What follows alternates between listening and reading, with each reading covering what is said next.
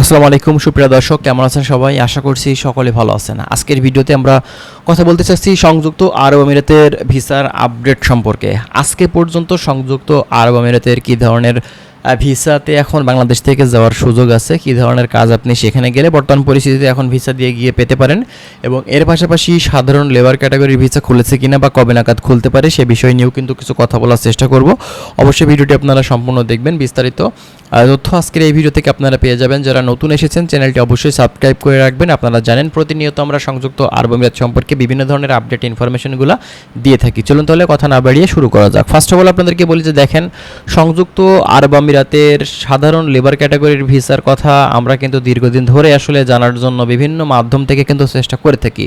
তো সাধারণ লেবার ক্যাটাগরির ভিসার কথা যদি বলতে হয়, এক্ষেত্রে বলতে হবে যে দেখেন, খুব শীঘ্রই সাধারণ লেবার ক্যাটাগরির ভিসাও কিন্তু ওপেন হয়ে যাবে। দীর্ঘদিন থেকে এই সংযুক্ত আরব আমিরাতের মূলত সাধারণ লেবার ক্যাটাগরির ভিসা বন্ধ হয়ে আছে। আমরা কিন্তু হাজার হাজার বাংলাদেশি বেকার যুবক আছি যারা কিন্তু বাংলাদেশ থেকে এখন ঢুকতে চাচ্ছি এই সংযুক্ত আরব আমিরাতে, কিন্তু দীর্ঘদিন থেকে যেতে পারছি না। তবে আমাদের জন্য বর্তমান পরিস্থিতিতে বেশ কিছু ক্যাটাগরির ভিসা খোলা আছে, যে ক্যাটাগরিতে আমরা কিন্তু সেখানে গিয়ে কাজ করতে পারি। যেমনটা ধরেন, আপনারা কিন্তু এখন ট্রান্সগার্ডের ভিসাতে আপনারা বাংলাদেশ থেকে যেতে পারবেন। এছাড়া আপনারা কিন্তু হাই প্রফেশন ভিসাতে কিন্তু সেখানে যাওয়ার সুযোগ পাচ্ছেন, এবং এরই পাশাপাশি আপনারা কিন্তু আরটিএ কোম্পানিতে সেখানে গিয়ে কাজ করতে পারবেন। আপনি রাইডার হিসেবে সেখানে গিয়ে কাজ করতে পারবেন, ফ্রিজন কোম্পানিতে গিয়ে কাজ করতে পারবেন। আপনি যদি একজন অভিজ্ঞ ড্রাইভার হয়ে থাকেন, এক্ষেত্রে কিন্তু সেখানে গিয়ে ড্রাইভিং করতে পারবেন। বিভিন্ন ধরনের কাজের সুযোগ এই সংযুক্ত আরব আমিরাতে সেখানে কিন্তু আছে, এবং আমাদের বাংলাদেশি ভাইয়েরাও কিন্তু বিভিন্ন কোম্পানিতে কর্মরত আছে। এখন সংযুক্ত আরব আমিরাতে বিভিন্ন যেসব আপনার বাংলাদেশি মালিক আছে বিভিন্ন কাজের স্থানে, তো সেখানে দেখা যাচ্ছে যে তারাও কিন্তু কর্মী চাচ্ছে, এবং এর পাশাপাশি সেখানকার যারা আরবিরা আছে এবং অন্যান্য আউটসাইডের ফরেনার যে আপনার হচ্ছে কোম্পানির মালিকেরা আছে, তারাও কিন্তু বাংলাদেশি কর্মী চাচ্ছে। কর্মী কিন্তু সংকট দীর্ঘদিন বন্ধ থাকার কারণে। এখন কথা হচ্ছে, আসলে কর্মী সংকট হলেই তো হচ্ছে না, এখানে গভর্নমেন্টের পারমিশন থাকা লাগবে সাধারণ লেবার ক্যাটাগরি ভিসাতে কর্মীগুলো অন্য কান্ট্রি থেকে নিয়ে আসার। এবং এর পাশাপাশি সেখানকার যে অবৈধ কর্মীরা আছে তারাও কিন্তু সমস্যার ভিতরে পড়ে আছে। আবার যাদের কাগজপত্র অন্যান্য কোম্পানিতে ট্রান্সফার করতে চাচ্ছেন তারাও কিন্তু সমস্যার ভিতরে পড়ে আছে।